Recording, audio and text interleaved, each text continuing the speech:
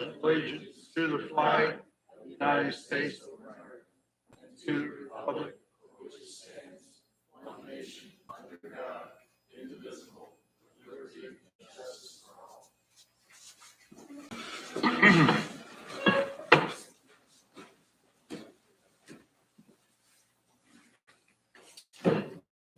Okay, our first order of business is we have bid openings.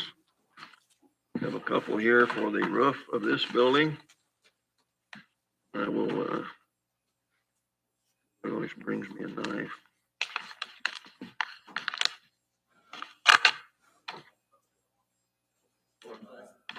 Yeah.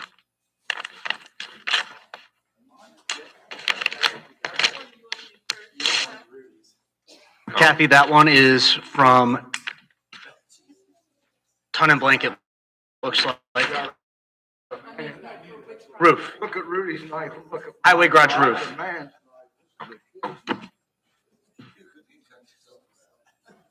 Okay. Reese will read them. Okay.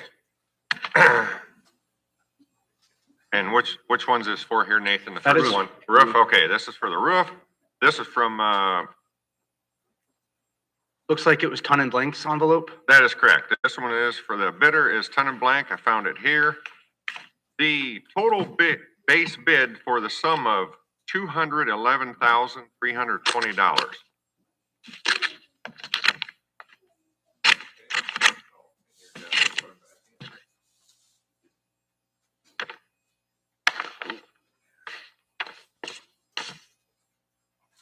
Okay, here we go. This bidder is Creekside Coating and Roofing LLC. Total base bid for the sum of $204,000 even.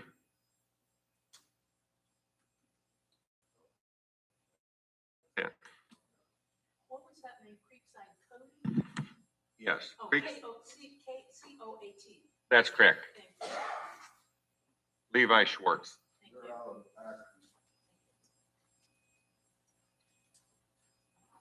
Okay, we'll be just taking those under advisement and, That is for correct. this. For this roof. Yes. And make sure we do the comparison and then, select the winner. We also have, open bids here for the work release area. Brown and Brown. Sheriff, you know Rudy carries this, and he's so Pete. Open heart surgery here if I turn it wrong.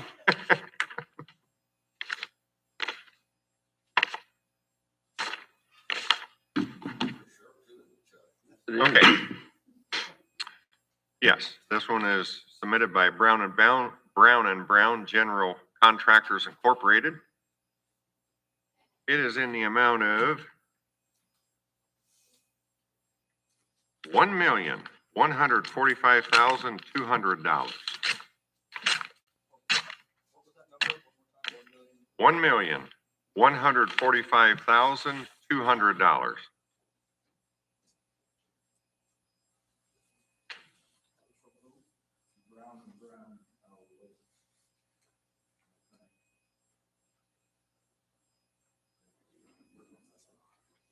Okay, this one looks like it's from Yoder Construction. Say that again. Yoder Construction out of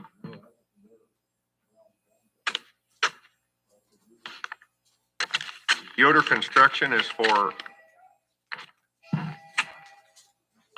$1,098,390. That was $1,098,390.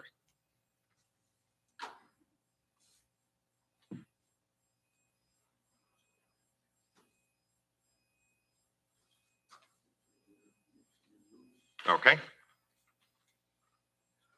And yes, it looks like this one is Gibson and Lewis LLC out of Mishawaka.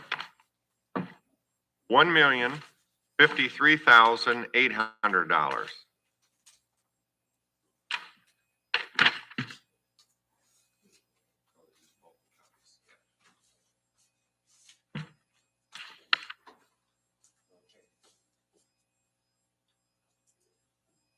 Any other discussion on those bids?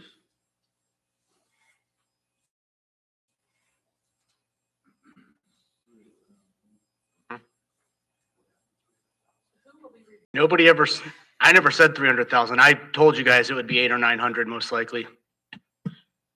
Who will be reviewing the work release center bid? Gonna send those to the architects Okay, this week thank you. and get their report on it. I will note, on the roof project, based on the expected, value, which actually was lower than what they came in at. We were required to send direct invitations to at least 3 qualified contractors. We sent them to 6, including the 2 we received bids for, the other 4, and we didn't receive any feedback. But by legal notice, I did send direct invitations to a couple of contractors, including one local who told me that they would be submitting a bid, but they did not. So it was not for, I didn't have anyone local submit for this project. The roof did come in probably 25 to 30% higher than I had expected, but the work release, I'm not surprised that it came in around. A little disappointed, not necessarily surprised. But I will send those all to Ton and Blank for them, or I'm sorry, to Luminat for the review of them, and then bring them back to the commissioners. So, what's the turnaround time, do you think, for them to report back? The architect? Oh, he'll have opinions to us in time for next week's meeting.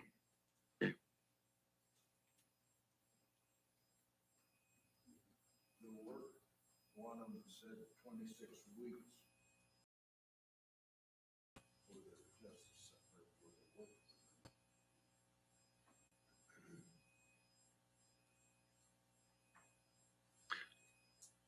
Okay, moving on, we have a study update.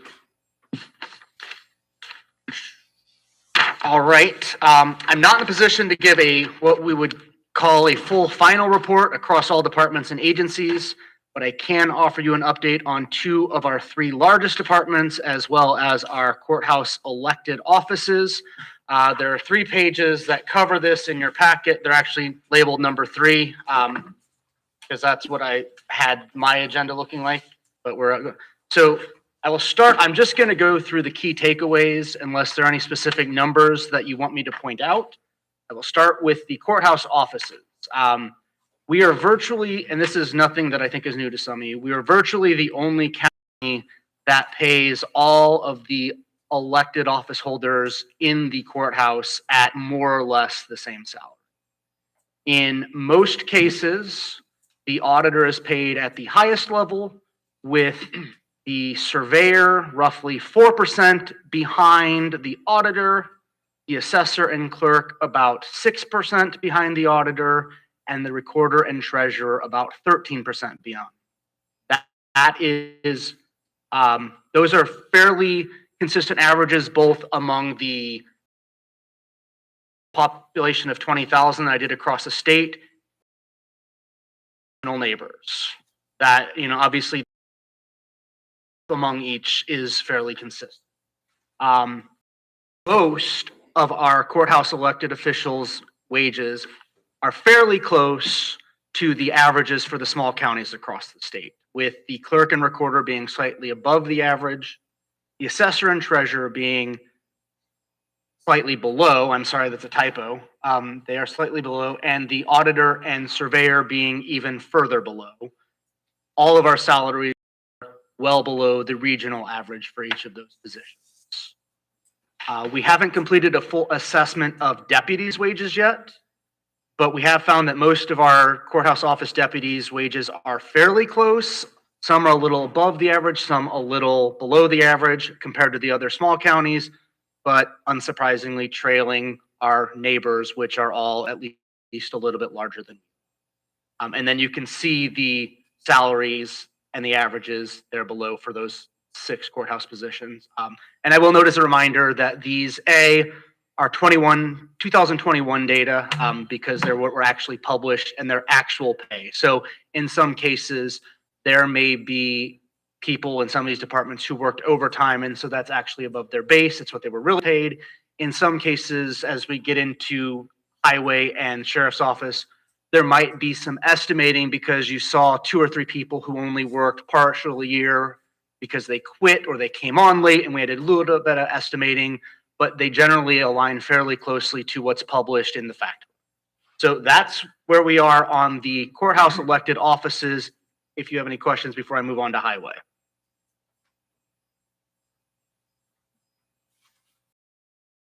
Key takeaway number 1, our superintendent is paid below both averages, the small county average and our regional average, not only for his position, but for any county that has either an assistant superintendent or general foreman. So those positions, both locally and across the state, average similar sized counties. His pay is also below the regional average pay for mechanics and foremen below the general foreman. Many counties have an assistant superintendent or position their general foreman above other foremen in an assistant superintendent role and accordingly pay this position. Our general foreman and our other foremen are all paid below both the averages for these positions, regional and small county state, as well as both averages for the operator labor position. Now that one does reflect some degree the amount of overtime that drives above their regular hours, because it's the case that at least in 2021, our average operator pay was above our average foreman pay. And I know, like I said, this accounts for real hours worked, not just published salary. We are the only county that I have studied among the 20 or so where our highway bookkeeper is on the same wage tier as the general foreman or assistant foreman, or any of the foremen. Our operator labor average pay was almost exactly the average for the small counties across the state, but about $4,000 on average below the operator salary in our region. And then you can see all of the staff positions and how much of a difference there are. The regional average for a superintendent was over 62,000 compared to just above 44 here, and that trend carries throughout the department. Any questions on highway? Just a statement for clarification. All of these numbers reflect salaries only and do not reflect any benefit and how our benefits compare, and do not reflect, for example, for CDL training or something, and we don't, that is not reflected here. Correct. And the benefits are not reflected Correct. here. Okay, This is just gross pay. thank you. Any other questions on highway before we move on to the sheriff's office? Were the benefits any part of this study? They will be, but we Okay.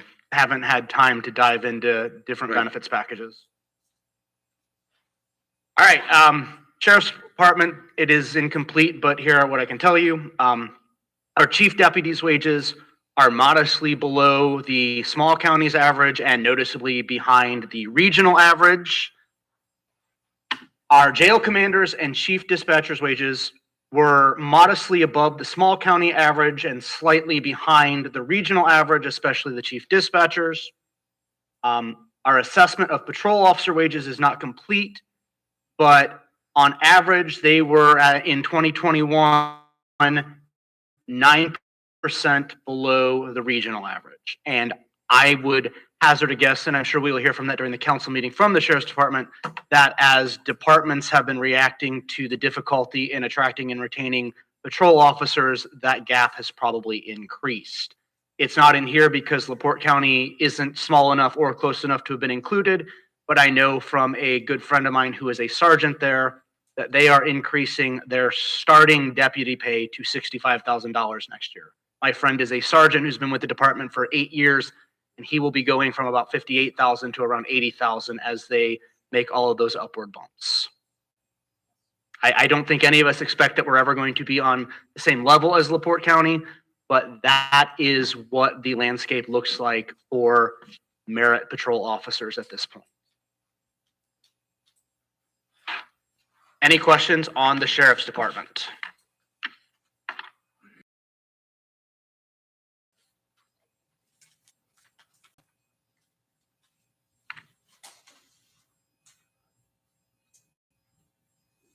Kind of to answer the question that Chuck asked about and the discussion about benefits and stuff at this point, Nathan kind of hit it, from kind of a council outlook is we're being hit with, retention at the moment. And fortunately, pay is the thing that drives retention and new employees. So, we want to make sure that we're in line with benefits, but I think this study and them getting it back to us to cover the wages is the most important because we know we need to address some issues that are coming up.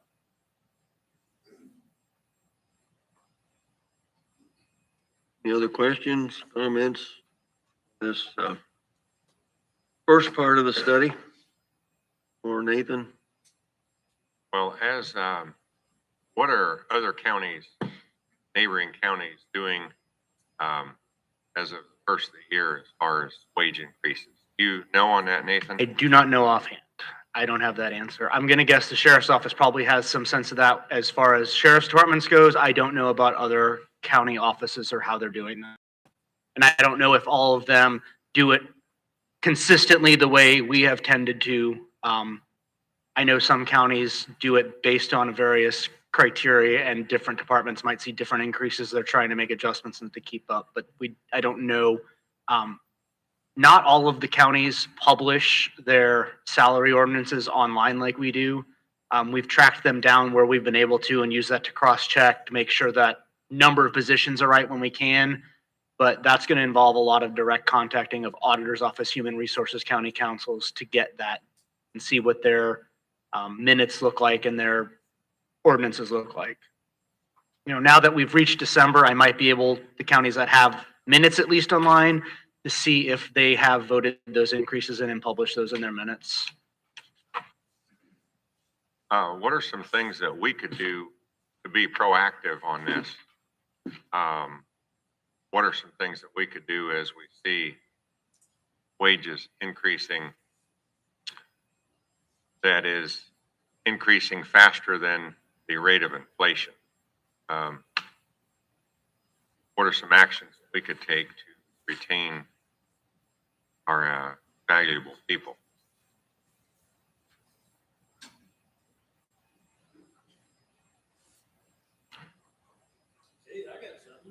Okay. Yeah. We had a meeting. I invited Ken. Maurice came. I sent all of you an email. I hope you all read it, that explained what was going on with the sheriff's office, that the dispatch center was down 3, and out of 11 people, that's a disaster getting ready to happen, right? So the good news is she has those positions filled, but trainees, we're still, I think, down to 1 dispatcher at night. I'm sure I'm getting close to 150 people through the jail in 8 years as far as turnover rate. And I think we can attribute all that to pay. The other side of that I would bring that we talked about at this meeting is we put everything on the table, I thought, at that meeting. We talked about, we have a lot of single people that are parents. We talked about, could we provide at night daycare? Probably not gonna be able to do that. We've looked at a lot of different things trying to find something that we can keep people here and attract good people. And so we've really, I think, come down to money. I don't know what other answer there is. We did a survey with the employees. I don't know if we shared that with everybody at this table. Yeah, Did everybody get that? Yes. So you've seen the survey. They were kind of generally, I think, happy with, or at least satisfied. I don't know if happy is the word, but at least satisfied with the benefits that they get here. They were generally happy with, how the place was run. There was a few little hiccups there, but we've addressed those, and we're sending some people to training and to get that. I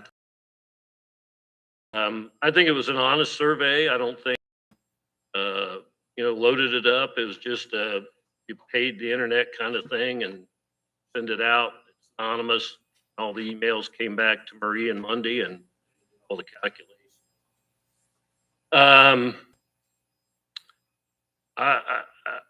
I really, I guess, want you guys to realize where we're sitting at.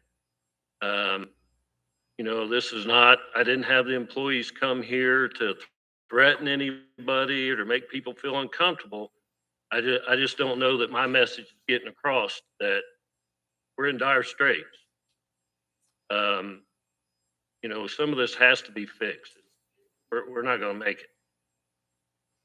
Really not. The dispatch center, when you're down 3 people, and we almost had a 4th go, and I think they're just waiting to see how this discussion goes. And that's why I told them to come. I said, I think, and generally most people that sit at this table are in favor of trying to fix this problem. You come. Don't listen to what I tell you or what the next sheriff or what other people tell you. You come and watch what the people do and you decide. So, I don't know where we're going to go, but I just want you to know where I'm sitting, that it's bad in the dispatch center. The jail's been bad for a while. Just can't keep people at $15 an hour in that kind of job. You guys, most of you, I think, sitting here have seen the videos of what happens to our jail staff. Got the people that work nights. We've come up with a whole slew of things. I mean, I think we're ready to present that now. If you want to see that, or if you want to wait until it's a council meeting, we can wait till then. But I think it really does just come down to money. I think you're going to have to find a way. And I know I'll be sitting at the table with the 7 council people this next year, and understand what I'm saying, and that it's not easy, but I think we got to fix it. I'm not here tonight, I guess, to talk about the other employees. It sounds like to me that they need some looking at too. And, I'll be willing to do that when it comes council time, but I think tonight my whole push is for the sheriff's office and what we have come up with there. So I'll leave it up to you guys what you want to hear. We've got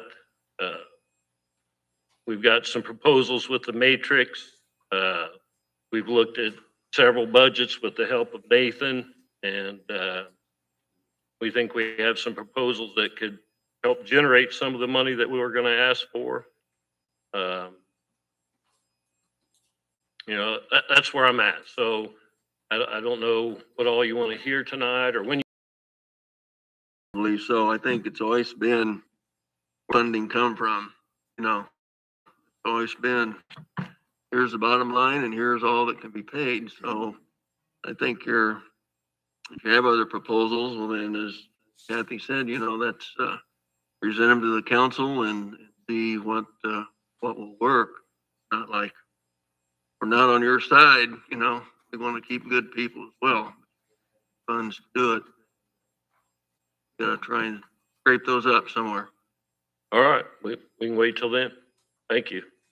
So yeah.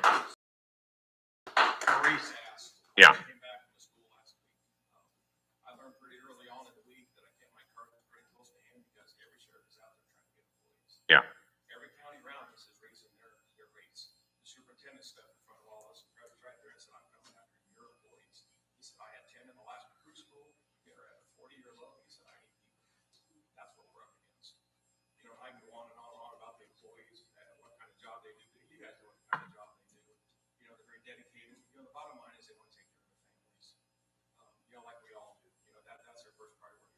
one change I want to let you know on behind what Jeff is presenting. We brought a couple of funding avenues, because I know that's why I asked. How are we going to fund this? Sorry, Rogers is back there and to put it up on the screen for you during the council thing. You know, Jeff is right. We're at a critical stage right now. I was informed on the way we lost another jailer. It's just, it's happening all the time. And I think Jeff is right. We're up to 150 employees that we're going to be down. You guys have seen the videos, what they put up with the deputies, the jailers, the dispatchers. You know, I can't walk in the dispatcher room right now and run the radio. I'd be lost. You know, there's months of training that goes on there. And there's a lot to it, a lot more than what I get. I saw firsthand. Once I learned Monday night, hey, I'm not going to talk about my employees here because they're coming after me. The sheriff's all surrounding sheriffs. I talked to every one of them. They want our employees. That's a hard pill to swallow for me. Behind this 100%, and I'll do anything. My office is going to always be open. Anything you guys want me to present to you, I will, or help you out, I will. About the same. If you have any questions, I'm right over here. But I don't want to sit by and have Jeff do 100% of it. I want to let you know that I'm on board with this. So. And what I see is with the majority of the people in this room are willing to work weekends, holidays, nights. Yeah, exactly. And when you do that, there is a smaller group of people willing to do that, to draw from. It takes a special breed for a person to go out there and do that. You know, And all the pandemics and everything, we were always out there. You know, through the pleasures. I know the county highways out there too. I'm not trying to take anything away from them. Yeah. But we never closed. 40 years of doing this, that sheriff's department's never shut down. Yes. People are out there all the time. They're in the radio. They're taking in the prisoners. We have a good group of officers. Jeff told you last time we have 100 prisoners in there. Newton County, Sumner County, they have 25, 30 prisoners in there. We got hardworking guys. Because I don't have enough jailers to guard them. Yeah. It's just not going to work that way. So I'm open to whatever you guys want. I know it's been a long couple of weeks for me. Whatever you guys need, I'll make myself available. I don't care what time of day or night it is. I'll be there to help you. Okay. Hey, Thank you. appreciate it. Any other comments prior to moving on?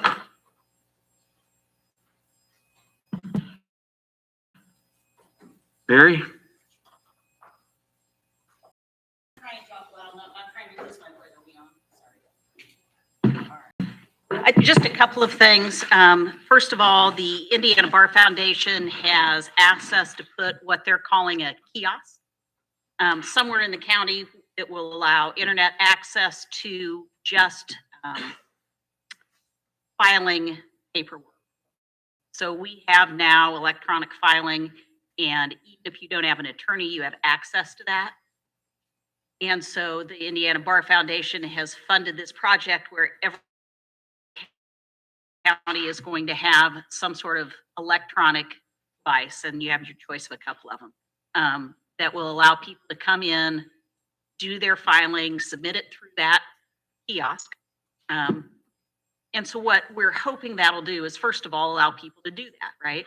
But also it will take some of the pressure off of the court staff and the clerk staff, because people come in and go, where do I, how do I, what do I? And they can just send them to that kiosk. We have a spot, Judge Coker and I have talked about, second floor of the Justice Center, where that's going to be available.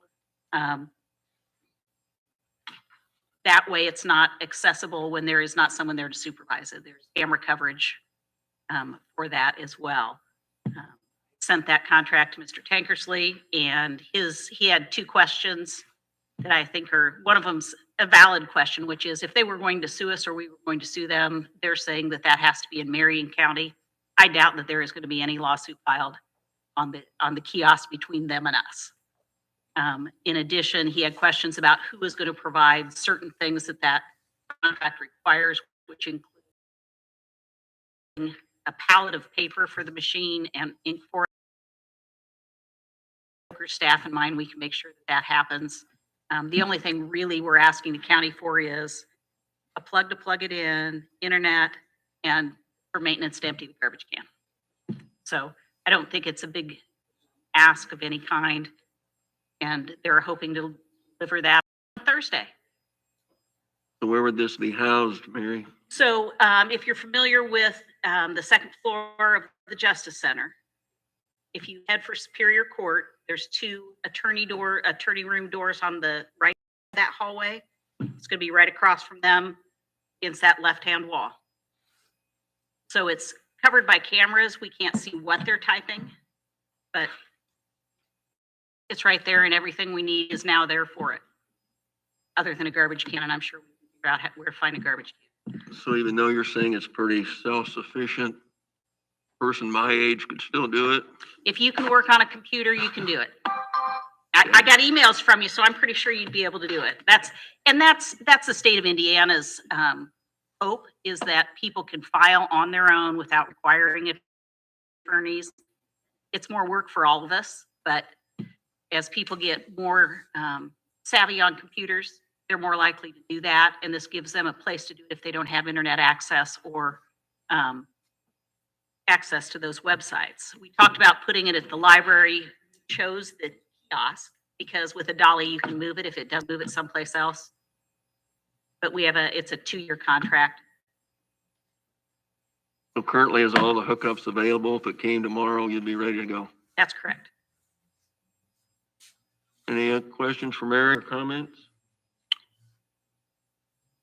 Okay, That's the easy one. That's the easy one. it's the So- cleanest one. Yeah, I think definitely the cleanest one. So one of my staff and I went up into the attic of the old courthouse. And I thought there were 5 or 6 boxes of files up there that have been stored up there for a very, very long time. When I started counting, there's more like 100 or 110. And I'm talking about the 36-inch long boxes, 8-inch long boxes that are 2 feet wide and 1.5 feet tall, right and out, with road feces and general filth. And so we took stuff out of one, and they're not marked. Let me just say, the outsides of the boxes are not marked. We took stuff out of one box, put it in an airtight container, and then decided that we're asking for trouble. And the more research I do, the more trouble we're asking. Because there are bird and bat feces, we're looking at the possibility of histoplasmosis because it's been up there for so long, and it's a bad disease, and it puts the county at risk for lawsuits, workers' comp or otherwise. And so I have real concerns about it. And on top of that, getting those boxes down from the attic to someplace else is going to be difficult. Larry has been kind enough to look into that, and he's pretty sure they could rig up some sort of a sling and carry stuff downstairs. But I'm not sure that you want those people doing that, because the C.D.C. says if you're going to deal with that kind of waste, especially when it's been there for more than 3 years, it's clear it has, they want you to wear a complete Tyvek or hazardous waste suit with a hood, goggles, mask, gloves, and disposable boots, all of that. And so I don't know that you want our maintenance people hauling those down the stairs. Certainly, there are companies that do this, right? Certainly, there are companies that do this. We are not allowed to just destroy files. I don't know Right. how we would go through those files without risking everybody's life and health. And so I would think that we would be able to find someone who would do that, but, it would be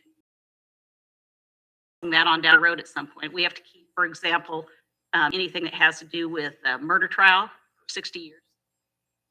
And have to maintain those files in at least 2 different ways. And so it's problematic to just destroy them without knowing what's in them. My guess is that there are confidential files up there, because we know that there are some files we've not been able to find. So I don't have good answers. Originally, I thought it would be pretty easy just to have them brought down the courtroom, and then maybe we could have enough airflow to be all right. But the more I look into it, the more concerning it is.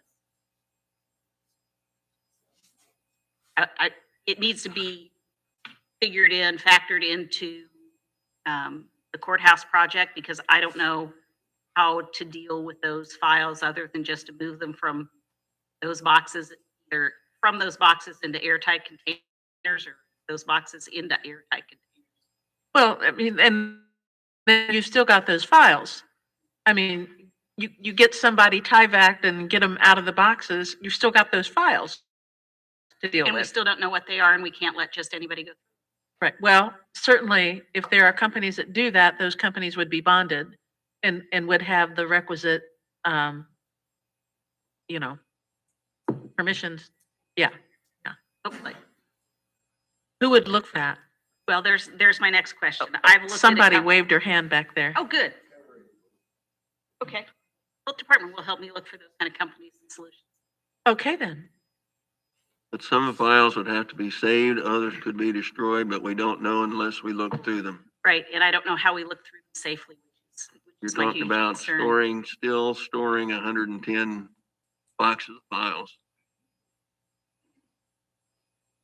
I can attest to everything that Judge Welker is saying. I was up there to learn about the air conditioners, and there was parts from the Pinto trial back in the 70s up there. So, And in some of the boxes, as I sent an email out, but some of those boxes are so far under the eaves, I'd be afraid to even walk over there to grab the box that heavy if I were capable.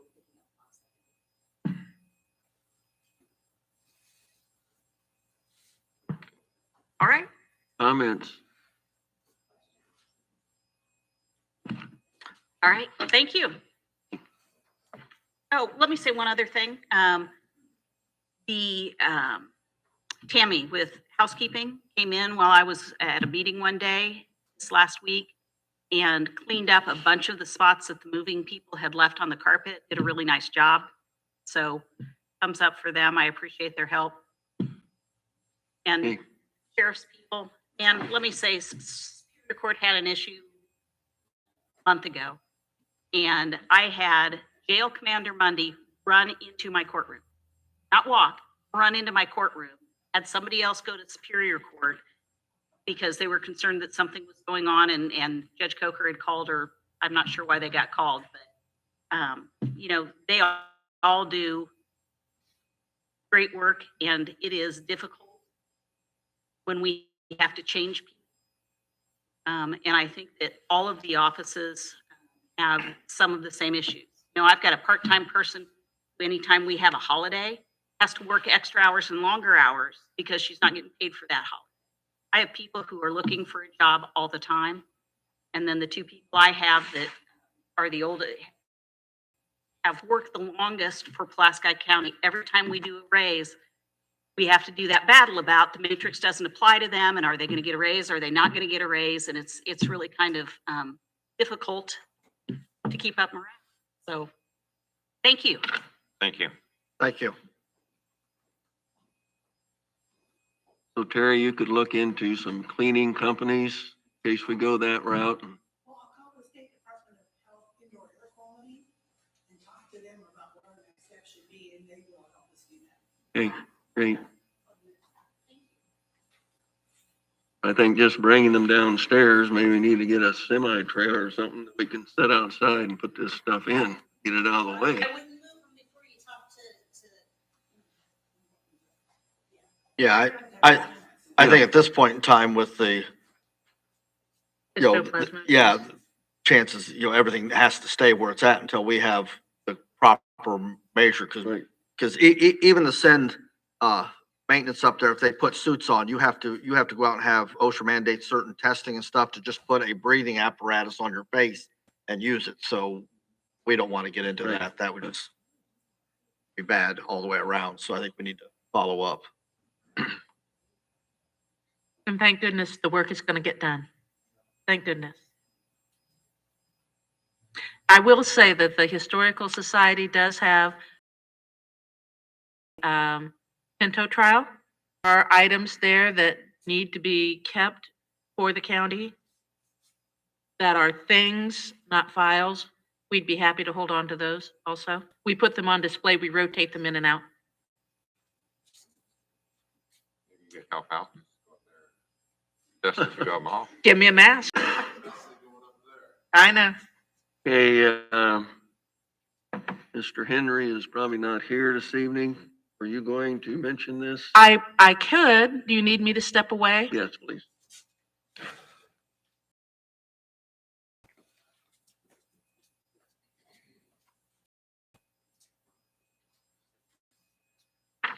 everybody. I apologize, I don't have the wording from the town of Winnema's proclamation, but last month, Greg Henry did approach the town on behalf of the Memorial Swinging Bridge Project to ask that they proclaim July 3rd, 2023, Veterans Memorial Swinging Bridge Day. That is the day that the lights will go on. There will be a celebration, a dedication, a rededication of the Veterans Memorial. And the county proclaim that day also as Veterans Memorial Swinging Bridge Day. And that's essentially it. Okay. And he would have a proclamation for us, maybe at next Monday's meeting? Or What I could do is try to get, the town will probably have theirs in writing by tonight. They're having their meeting tonight. And I can probably get a copy and get it to you. And it could be maybe mirror. Great, Thank you. thank you. Okay, Nathan, you're back up. All right, number of times over the last 6 months or so at commissioners, council, and joint meetings, I have presented information to you all regarding the proposed restructuring of the C.D.C. that the C.D.C. and I have embarked on as part of our implementation of our new strategic plan. Pages 2.1, 2.3 in your packet cover this. I will not dive into details too much unless anyone has any specific questions, but as a quick follow-up, the first step that we are asking from both bodies tonight is officially to authorize me to work with our county's attorney to draft ordinances to establish a Pulaski County Redevelopment Commission and a Pulaski County Economic Development Commission. We can and should establish those separate of the bylaws restructuring of the current C.D.C. Organization. The Redevelopment Commission ordinance would be adopted by the commissioners, and the Economic Development Commission ordinance would be adopted by the council, but I'd like to have both bodies on board with both of them before we get these green lights and Kevin and I get to work. As I've previously explained, the rationale behind this restructuring has a couple of components to it. First, as our bylaws are currently set up, and this is something that we will try to change if we don't follow this path, I'm supposed to have up to 15 members on the C.D.C. The 4 towns, the commissioners and the council all have seats, as well as the Chamber of Commerce, and then we have 8 at-large seats representing various industry sectors. And it is quite unwieldy, and we've looked at the possibility of reducing that. You don't want to reduce those municipal positions, but quite frankly, some of the towns have been the more unreliable seats that we've had, so that creates an entirely different can of worms for us. A redevelopment commission is 5 or 7 members. An economic development commission is 3 members. So for those individual meetings, when we would have them, I would have a much less burdensome effort to get quorum so that we can actually accomplish this. The other reason is that because the C.D.C. is set up only under a county resolution and not tied to any state statute, there are various tools that we may or may not need, and perhaps in the past could have used, that we have not had access to. TIF districts, residential TIF districts, various bond opportunities for funding projects, like when the county built the industrial park, started putting infrastructure with the town 20, 30 years ago. We didn't have the opportunity to do that. And we could have done that, obviously a little bit of extra cost with interest long-term, but would have made it easier upfront to fund those sorts of things. Nothing says we'll ever use X or Y or Z, but we don't even have that as an opportunity. So those are the general reasons for doing. As I've said before, establish a rate for a per diem for meeting attendance at the Planning Commission, the Board of Zoning Appeals, and similar bodies. I don't foresee any changes to the budget by doing this right now. I would imagine till we reached a point at which we had restructured or eliminated the C.D.C., there'd be just sort of an interlocal agreement between the RDC and the EC and the commissioners so that the CDC director is just serving these bodies, but not directly hired by them until that all goes sorted out. Until we had projects where we'd be looking at TIF funds or bonds or whatever, we wouldn't really have any operational costs. We would just have the opportunity to use those tools, to access them, to have meetings that we can actually conduct because we're trying to get 8 people at 6 o'clock on a Tuesday. And I think a lot of people, a lot of organizations have seen this has become increasingly difficult as we have been coming out of the pandemic. People have prioritize things in their lives, and I've seen attendance just generally drop. People try to get back into. So that is the first thing I'm asking for. I don't want to waste time, Kevin's time, billable hours, putting these ordinances together until I know that I've got the support to start getting this ball rolling eventually. What's the administrative framework? It talks in here about the executive director. That is still going to be you, but you got chairman of each of these. So that would just be a subcommittees. chairman or president, just like you're the president of this board and Ken is the president of the council, and there's a president of the plan commission. Just normal statutory requirements that each of these has an officer. It wouldn't be any sort of office-based staff position. It would simply be a member of the body elected by his or her fellow members on 1-year terms as president, vice president, secretary, whatever the statutory requirement for each one. So you talked before about the elimination of the C.D.C. You're saying that these could be 3 or 4 different subcommittees if you add entertainment or whatever that was. Tourism. Tourism. That we'd be doing away with the C.D.C. possibly? So we would either do away with the CC entirely or dramatically overhaul it. And that's then the position, the part I'm not ready to do and we don't need to do tonight, depending on how we can make it work and not run afoul of any weird things in the code about serving on 2 boards that sometimes arise.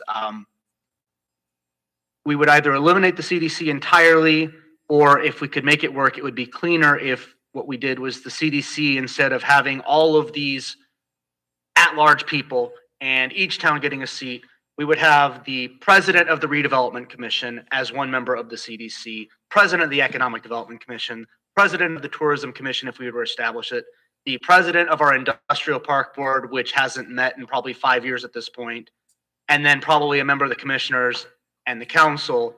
And rather than, me having to go through an annual review process every year from 5 different boards or 3 different boards, the president of each of those would serve as sort of the governing committee, would approve the budget I submit to Laura for the council every year for general office operations. The redevelopment commission might have its own separate budget if we're ever dealing with TIF or something. The economic development or for stipends, per diems. Redevelopment or the economic development commission might have a budget for any per diems, for bonds, but most of the operational costs would just still stay in the CDC's existing budget, and that board of presidents would make those decisions instead of the CDC as it currently functions. So the CDC would be an oversight body, while the others would be working, getting things done bodies. Any other questions for Nathan? I'm assuming that the CDC current board is in favor of this. Yes. Yes. I think some of them are getting tired of showing up to meetings and hearing me talk without being able to take any action because we don't have. I could understand that, Nathan. So can I. So So as far as an action item then, sorry, Maurice, did you have something? no, that's okay. As far as an action item then, you would need I would separate from us? I would like the commissioner's approval and the council's approval to work with Kevin actually to start setting these up. Putting the ordinance together, bringing them to the appropriate bodies at the appropriate time. And then once we're closer to adopting them, actively recruiting candidates to recommend for appointment to these boards. So I would make a motion to move forward with the plans. Be a separate vote, right? Yes. Mhm. Been moved and seconded. This is the Reconstruction Commission that the council, that the commissioners have full of. Any other discussion? All in favor, say aye. Aye. From Go ahead. I'll say, all right, I will entertain a motion from the council if there's no further discussion or questions to approve the development of the redevelopment and economic development commissions. I make that motion. Do we have a second? All right, we have a motion and a second. Any further discussion? All those in favor say aye. Aye. Opposed? Passes. All right, thank you. We'll get on this. The next thing, and I'll go through it quickly, is the question of establishing a tourism commission set up under state law or a tourism advisory committee that we would set up under county resolution. And the reason I'm even providing the option of something under county resolution not tied to state law is that, as I reported to the council last month, we are not legally allowed to establish a tourism commission without the council implementing an innkeeper's tax. And that is a decision that you might not be ready to consider. I mean, basically, it is a tax on hotels, cabins, Airbnbs, et cetera, so that at some point, if we went forward with this, some of the marketing money that we spend out of the income tax budget could be replaced by money that is largely, though probably not entirely, collected from visitors to our community. If we were to go forward with a tourism advisory committee until the council had more time to consider that, I would essentially set up a structure mimicking what the code says about a tourism commission, minus the innkeeper's tax component of it, and just present it as a resolution to the commissioners instead of an ordinance. If at some point we did move forward with an actual mission, obviously it would be the council's responsibility and purview to adopt the innkeeper's tax, and then the ordinance for establishing the commission would fall to the commission. Right now, I'm asking for guidance if the council is ill-prepared for such a big decision as setting up another tax, just to get a green light to set up from the commissioners to set up a tourism advisory committee. And we would, seek members of the community who are at restaurants, tourist attractions like the state park, river holes, the other, the campground / livery inn, Monterey campgrounds, et cetera. Just looking for a diverse but structured advisory committee so that when the C.D.C. is making decisions about where we spend our tourism dollars, we've got a formal set path for making sure that the people who are actually attracting these visitors think we're spending it in the right direction. So unless the council wants to move forward with an innkeeper's tax, I just need the commissioner's approval or disapproval for an advisory committee tonight. Not a decision that I would make at this meeting. Discussion. Yep, that's what I thought. It's a way of gathering funds for the community and a way of keeping some amenities in the community, but we've never even discussed it the first time in the 4 years that I've been on the council, so. I know. I think it came up once my very first year and got shut down pretty quickly. Yeah.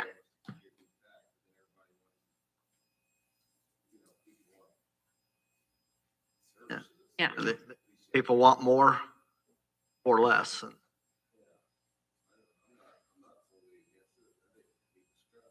No, and I'm the same thing. I'm not saying I'm against it. But I will note, as counterintuitive as it sounds, and this is I've gotten directly from the industry. This isn't me making things up this time. It sometimes is actually easier to attract a hotel to a community if you have a tax and they see you can show that you have a good plan and you're using it well, because then they know that you're making an effort to attract people who will then come and stay in their hotel.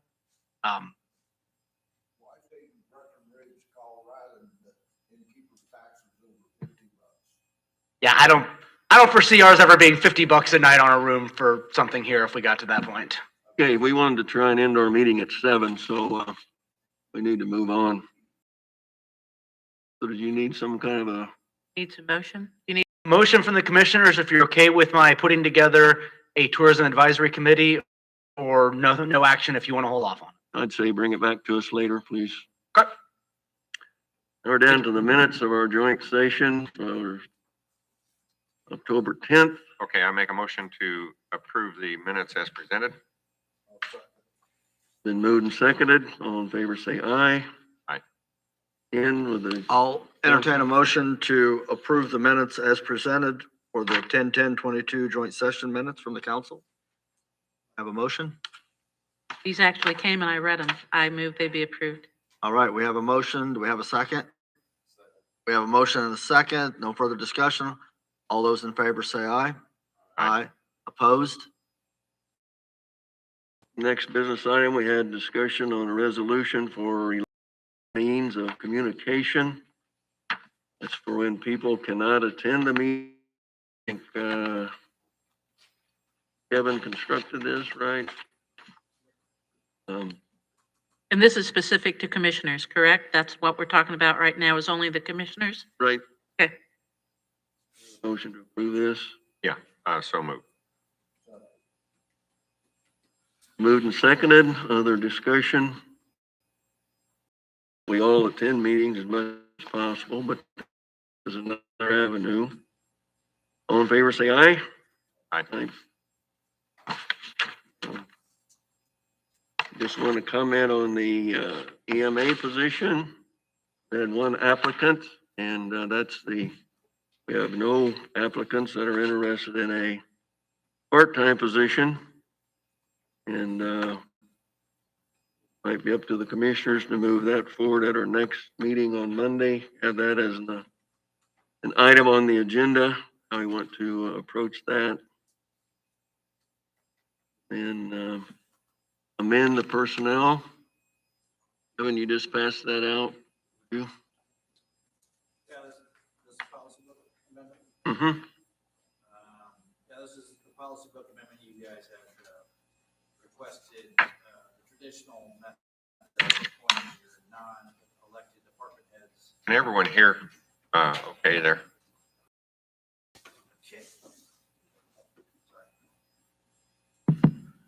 All right, so this is an amendment to the policy book that would eliminate the requirement of appointing your non-elected department heads, for example, your county highway superintendent, building inspector. You've been traditionally adopted from prior boards, which goes back, I don't know how long, probably the beginning of the county, appointed these non-elected department heads at the beginning of the year, each year, which, as you can imagine, gives some trepidation to your department heads who don't know whether they're going to be reappointed or not. This simply says, we're not going to follow that process anymore. We're going to, they are appointed, and unless they are either resigning or if they're terminated, it's going to be by the processes that are set forth in the policy book for all employees. So they will have the same consideration as all of the employees. And I think that's the only fair way to treat them. So. Okay, for the commissioner's side, we would need a motion to approve this amendment. I would make a motion to approve this. This would be amendment 13, I believe, or the next one that is, Whatever the next numerical one is, we think it's 13, but okay. figure it out. Moved and seconded. Any other discussion on this? Yes, this does, the county highway supervisor, building inspector, veterans affair officer, maintenance director, recycling transfer station manager, E.M.A. director, and emergency medical services director will all be permanently appointed. Any other discussion? All in favor, say aye. Aye. Ken, you wanna do the same? Opposed? Yeah, I mean, I can ask for a motion, but I don't. No, but you guys have to adopt any policy amendment. Right, but I don't know whether there's discussion from this board on this because we haven't seen it yet. It came late this afternoon and I did read it and Well, it's that long. Well, and maybe nobody. This says that you're going to amend the policy book under the hiring processes, appoint department head, it'll be a title, appointed department head positions, are positions that have been up until the time of this amendment traditionally appointed by the Board of Commissioners. at the beginning of each year or as needed due to vacancies. Is the purpose of this amendment to eliminate this traditional appointment process and alternately manage the positions under the same processes set forth in the Pulaski County Personnel Policies Handbook for all non-elected department head positions. These positions include the County Highway Superintendent, Building Inspector, County Veterans Officer, Maintenance Director, Recycling Transfer Station Manager, Emergency Management Director, and Emergency Medical Services Director. Once a department head is appointed, they shall maintain their employment continually from year to year unless their employment is ended due to the processes for the end of employment with the county as set forth in the policy handbook. All current department heads in these positions, having been appointed last for the year 2022, shall remain in their role as department head and will only be terminated by the processes for termination of employment, resignation, or elimination of the position as set forth in the policy handbook. All subordinate positions in these departments will be subject to the hiring, firing policies set forth in the policy handbook. And then now therefore be amended. That's it. And the animal control officer falls under the umbrella of the sheriff. And highway general manager falls under the umbrella of the county highway supervisor. And so everyone, as we value all of these positions and we want them to have job security. Yes. Can I ask a question? I'm sorry, did I hear you say, when are you going to make the decision about the E.M.A director, whether that is going to be full-time or part-time? It'll be next Monday. Next Monday? Okay, I'm sorry. Okay, thank you. All right, agreement with this. I had heard that it was going to be none of us today, so, I'll entertain, unless a decision, I'll entertain a motion to approve this change to the policy handbook as presented. I've read it. I make the motion. All right, we have a motion. Do we have a second? All right, we have a motion and a second. Any further discussion? All those in favor say aye. Aye. Aye. Opposed? Passes.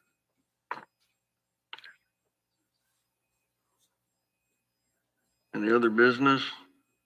I just have a question about moving forward with the courthouse. I was wondering if the commissioners would want to help Nathan out with any roadblocks that he may have.